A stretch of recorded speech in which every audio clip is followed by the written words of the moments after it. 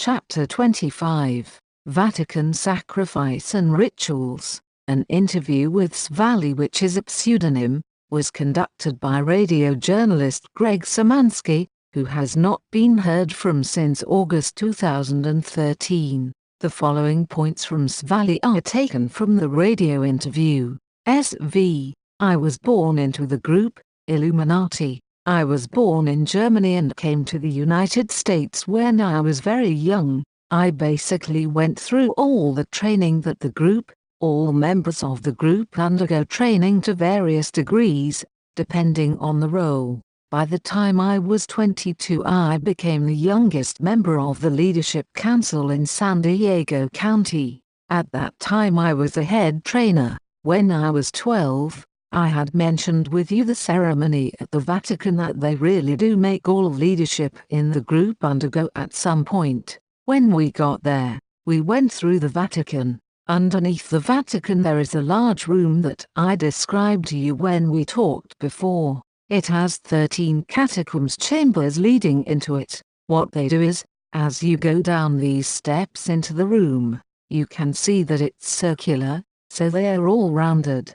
They bring out the mummies from the catacombs. They set them beside each one of the 13 catacomb chambers and they say that's the spirit of the fathers watching over the ceremony. During the ceremony there was a large table in the center of the room. It was on top of this huge golden pentagram. They had a ceremony there. There were 2 other children at this point and several adults. The church brings in adults to swear their allegiance. I was told that if you want to rise to a certain position within the Catholic Church hierarchy, then you have to go through the ceremony as well. In the center of the room was a table that looked like dark glass and was made out of stone but very shiny and dark and black. Around the corners it had gold channels that collect fluids. A little boy was placed in the center of the table and drugged. I think he was drugged because he was very quiet.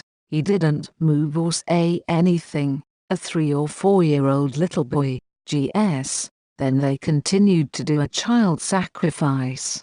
SV. Yes, they did. Yes, I told you about that before. I was terrified. I mean, I was absolutely horrified.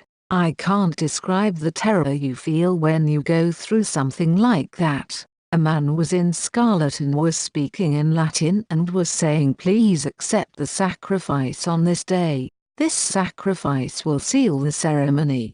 Afterwards the man in scarlet had a huge golden ring on his hand. He came to the center of the room and each of the people that were swearing that day had to go forward and kneel before him and kiss the ring and swear allegiance to the New World Order, to the New World Order for all, until my death.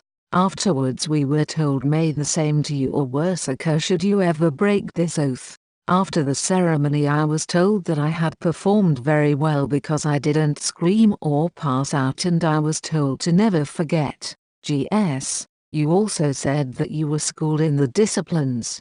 SV. Yes. They are the following: to not need, to not want, to not wish, survival of the fittest, the code of silence, betrayal is the greatest good, not caring, time travel, sexual trauma. 3 steps. Coming of age ceremony, which is the Vatican underground sacrifice. In the interview, Greg says that around 25 years ago he was a reporter and freelance writer in Rome and that he spent 6 years there. When he was there, a Vatican scandal involving the Church Bank came to light that involved members of both the Illuminati and the Freemasons. He said that he was approached by a female named Maria Venditel. People there knew that I was covering stories about secret societies. This woman told me similar stories and said that she tried to commit suicide twice because she couldn't get out of the Illuminati. She said that she was born into it from a wealthy northern Italian family and told him of the exact same ceremony taking place with her. Her story, 25 years before, corroborated that of Svali's.